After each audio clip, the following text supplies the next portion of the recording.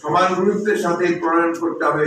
প্রতিটি হত্যাকাণ্ডের তালিকা নিশ্চিত করতে হবে সুবিচার। শেখ হাসিনা পদত্যাগের জন্য জাতীয় ঐক্যমত্য আমরা দেখতে পাই, তা হঠাৎ করে গড়ে ওঠেনি।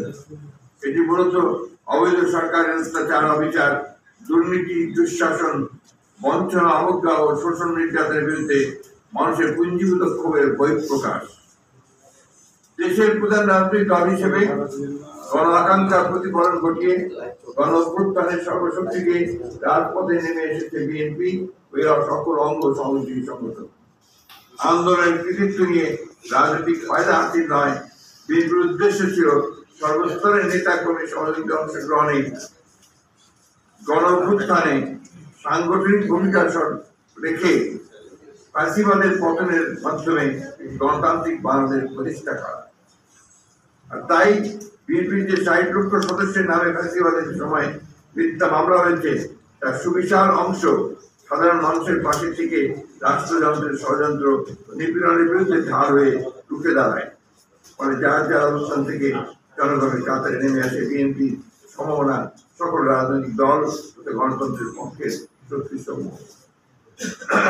এই প্রসঙ্গে আমি একটু বলতে চাই যে আপনাদের দৃষ্টি মনে আছে যে আমরা প্রথম থেকেই এই ফ্যাসিবাদী হাসিনা সরকারের হাত থেকে দেশকে রক্ষা করার জন্য, দল থেকে পুনরুদ্ধার করবার জন্য আমরা আন্দোলন করছি। সেই সঙ্গে জাতীয় ঐক্য সৃষ্টি করবার জন্য আমরা বিভিন্ন রাজনৈতিক দলগুলোর সঙ্গে বারবার কথা বলেছি এবং সর্বশেষ আমরা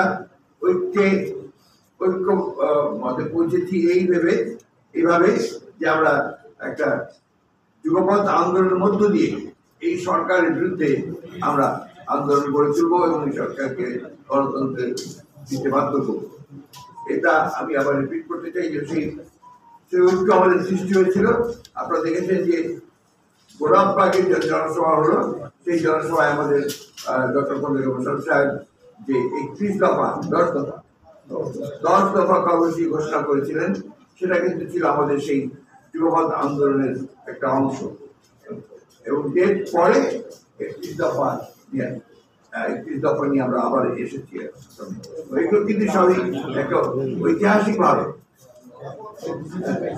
ঐতিহাসিকভাবে এই কাজগুলো করার পরে সমস্ত রাজনৈতিক দলগুলোকে ঐক্যবদ্ধ করে এই যে নেতৃত্ব বলেন, এই যে উদ্যোগ বলেন, সবটাই কিন্তু বিএনপি নিয়েছে এবং বিএনপি যার ফলে শেষে 1 দফা আন্দোলন শুরু করেছে।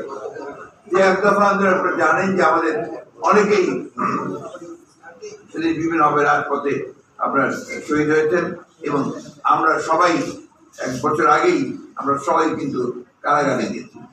সেদিন ওই সময় যখন আপনার আন্দোলন শুরু হয়েছে, সেই সময় কিন্তু আমাদেরই প্রায় 13,000-এর উপর নেতাকর্মী কিন্তু কারাগারে ছিলেন এবং ওই দিন কারাগারে সবচেয়ে বেশি সংখ্যক বন্দী